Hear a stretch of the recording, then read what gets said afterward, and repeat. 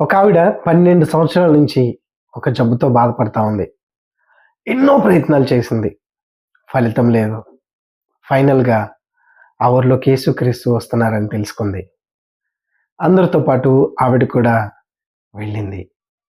చాలా మందిని అక్కడ యేసుక్రీస్తు ప్రభు స్వస్థపరుస్తూ ఉన్నారు. ఈవిడైతే జనాలందరిలోకెళ్ళి వెళ్ళి వాళ్ళ మధ్యలో నుంచి యేసుక్రీస్తుని ముట్టుకుంది. వెంటనే ఆవిడ రోగం ఆగిపోయింది. స్వస్థపరచబడింది. ఆవిడ జబ్బు తగ్గిపోయింది. అప్పుడు యేసుక్రీస్తు ప్రభు అడిగారు, ఎవరు నన్ను ముట్టుకున్నారు అని. భయపడుతూ చెప్పింది, నేనే అని. నా 12 సంవత్సరాల రోగం ఈరోజు మిమ్మల్ని టచ్ చేయడం ద్వారా తగ్గిపోయిందని చెప్పింది. ఆవిడకి యేసుక్రీస్తు అంటే చాలా విశ్వాసం ఉంది. యేసుక్రీస్తు కూడా అదే అన్నారు, నీ విశ్వాసమే నేను స్వస్థపరిచింది అని. విశ్వాసం ఉన్నంత మాత్రాన సరిపోలేదు, ఆగలేదు. ఆవిడ అక్కడే ఆగిపోలేదు. విశ్వాసం ఉంది, అలాగే ఒక స్టెప్ ముందుకు వేసి ఆయన్ని టచ్ చేసింది.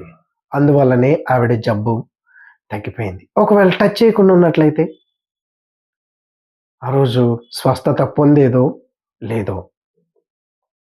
ఆవిడైతే తర్వాత ఏమన్నా కానీ ముందు ప్రయత్నం చేసింది. ఓడిపోవడం తప్పేం కాదు, కానీ ప్రయత్నించకపోవడం చాలా పెద్ద తప్పు. లైఫ్‌లో చాలాసార్లు ఓడిపోతూ ఉంటాం. అలాగని ప్రయత్నించడం మానేస్తే ఫెయిల్యూర్‌లోనే మన మన లైఫ్ ఎండ్ అయిపోతుంది. కాబట్టి ప్రియమైన తమ్ముడు, చెల్లి, ప్రయత్నించడం మానొద్దు. ఓడిపోయినా పర్వాలేదు. ప్రయత్నిస్తూనే ఉండు. గెలిచే వరకు ప్రయత్నించు.